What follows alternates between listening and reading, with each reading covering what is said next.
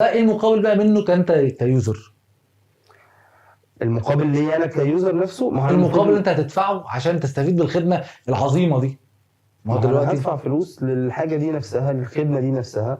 سيبك من الفلوس، ماشي الفلوس مهمه الداتا نفسها اللي عندي مثلا، ما هي دي بقى النقطه، في بقى بريتشنج بقى لكل الكلام ده كله.